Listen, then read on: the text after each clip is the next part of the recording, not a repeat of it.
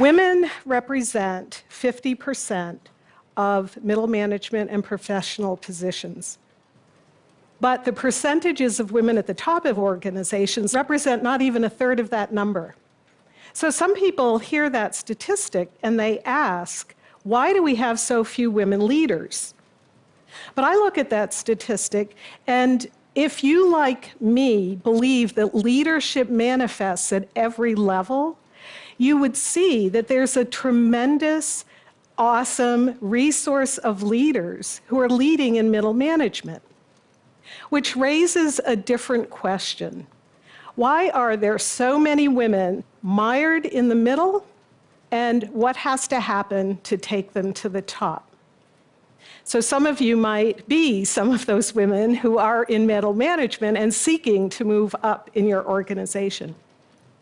Well, Tonya is a great example of one of these women. I met her 2 years ago. She was a vice president in a Fortune 50 company. And she said to me with a sense of deep frustration, I've worked really hard to improve my confidence and my assertiveness and develop a great brand. I get terrific performance evals from my boss. My 360s in the organization let me know that my teams love working for me. I've taken every management course that I can here. I'm working with a terrific mentor, and yet I've been passed over twice for advancement opportunities, even when my manager knows that I'm committed to moving up and even interested in an international assignment. I don't understand why I'm being passed over.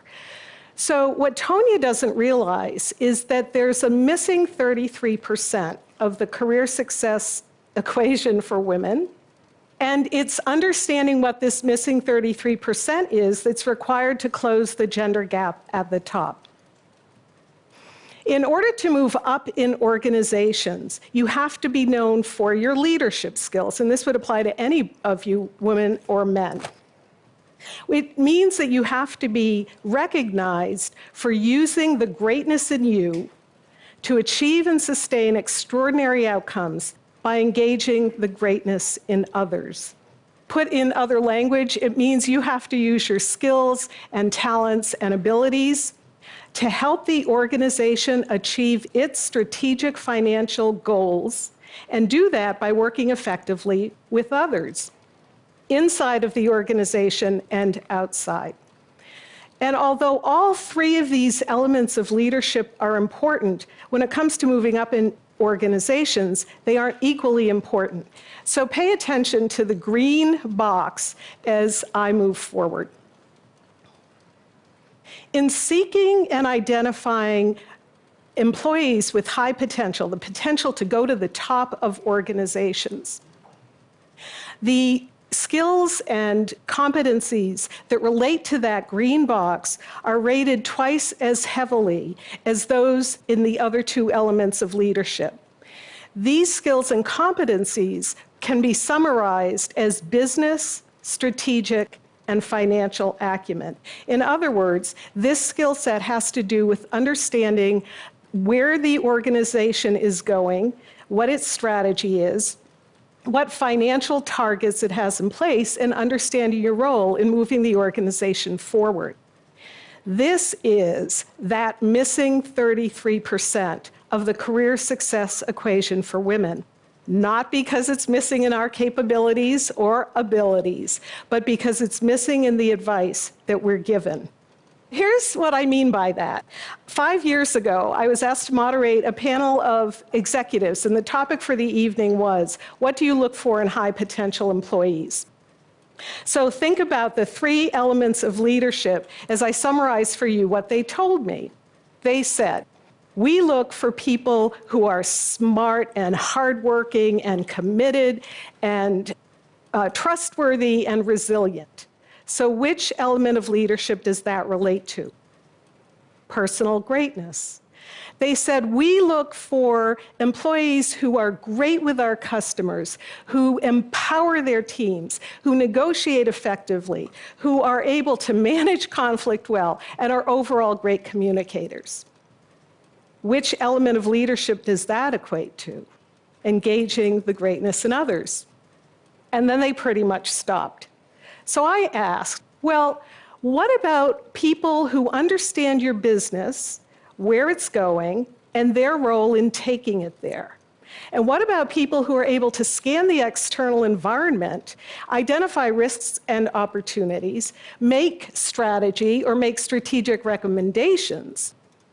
And what about people who are able to look at the financials of your business, understand the story that the financials tell, and either take appropriate action or make appropriate recommendations? And to a man, they said, that's a given. So I turned to the audience of 150 women and I asked, how many of you have ever been told that the door opener for career advancement is your business, strategic, and financial acumen, and that all the other important stuff is what differentiates you in the talent pool? 3 women raised their hand. And I've asked this question of women all around the globe in the 5 years since, and the percentage is never much different. So this is obvious, right? But how can it be? Well, there are primarily 3 reasons that there's this missing 33% in the career success advice given to women.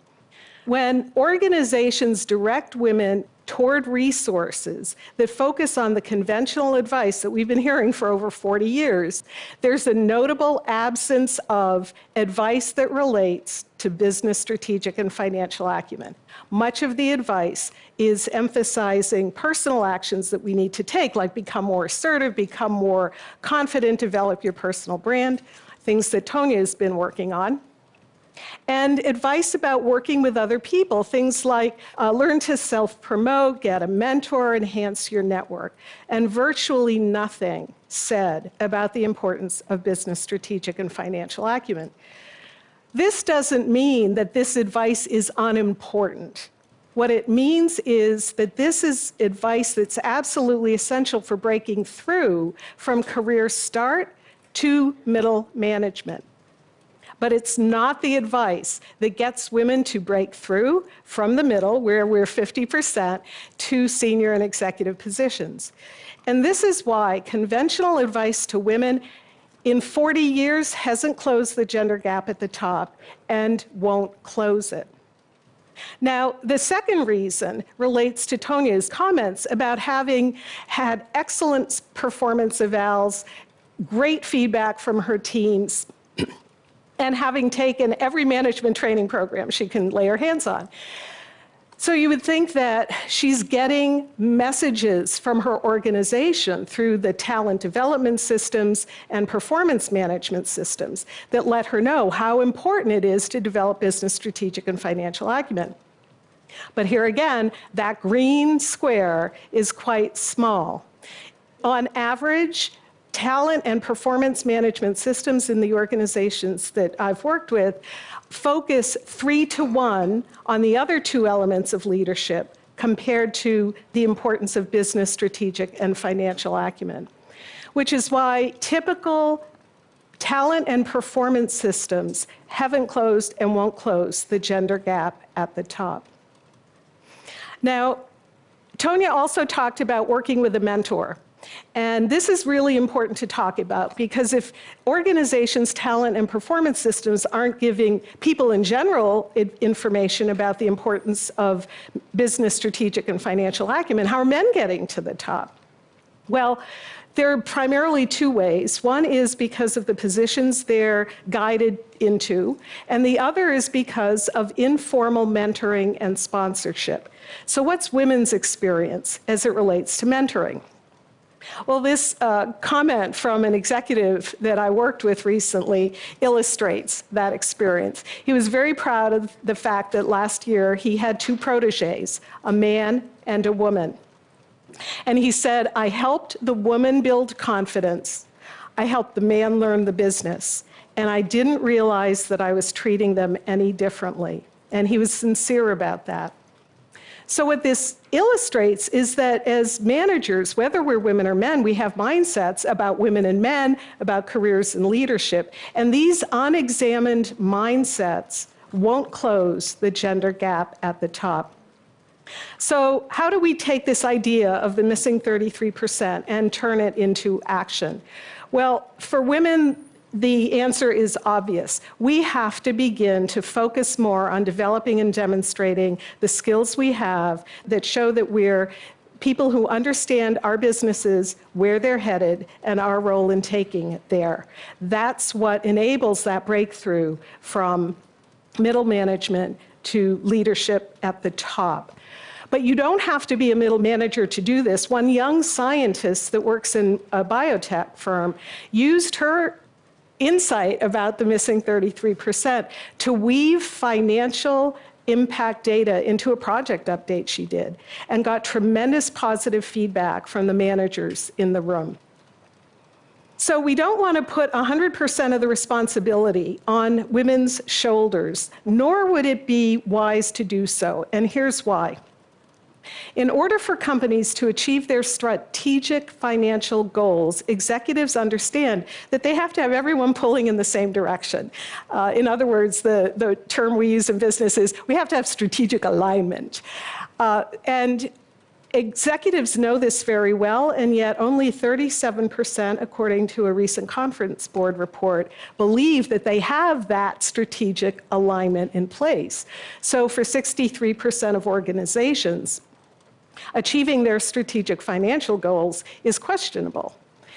And if you think about what I've just shared, that you have situations where at least 50% of your middle managers haven't received clear messaging that they have to become focused on the business, where it's headed, and their role in taking it there, it's not surprising that that percentage of executives who are confident about alignment is so low.